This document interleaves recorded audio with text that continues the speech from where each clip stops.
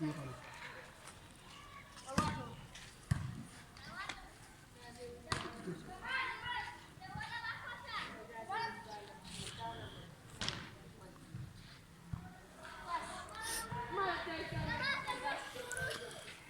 عثمان صاحب یو کوېسچن دی جی چې موږ یو بیټرۍ ته کنډکټر ولګوو په هغې کې الکتران موشن کوي دغه الکتران سپیډ موږ ولې نشو معلومولی؟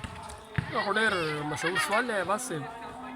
یعنې فرض که موږ یو کنډکټر ته یو بیټرۍ سره کنیکټ کړو نو په دې کنډکټر کې به زموږ سره چونکې پري الکتران دي دا به مومنټ کوي. نو د مومنټ په دوران کې چې کله الکتران پازیټیو طرف ته رواني یعنې پازیټیو ټرمینل ته الکتران رواني نو دا معمولي ډریفټ کېږي د بیټرۍ د وجې نه. اول خو رینډم موشن کوي الکتران چې کله ورته څنګه بیټرۍ موږ ولګوو نو دغه الکتران بیا معمولي ډریفټ شي. خو سوال دا دی چې موږ د ډریفټ سپیډ ولې نشو پاینټ کولی د الکتران؟ نو وجه خو دا ده عباس صاحب چې که موږ سوچ وکړو نو په یو الکتران خو نه وي زموږ سره په سوونو په اربونو په کروڑاو الکتران چې کوم دی په دې کنډکټر کې موشن کوي. یعنې موږ ته پہچان نشو کولی چې موږ د کم الکتران سپیډ معلوم کړو. یو وجه خو دا ده چې موږ د الکتران پہچان نشي کولی. دویمه وجه دا ده چې الکتران کولیژن کوي یو بل سره یعنې د اټمونو سره کولیژن کوي.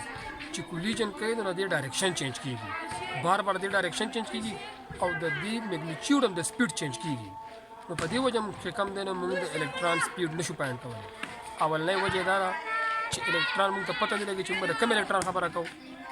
دویمه وجه دا ده چې زموږ سره رینډم موشن کېږي یعنې مطلب کولیژن کېږي زموږ سره دې په وجه ډایرکشن چینج کېږي.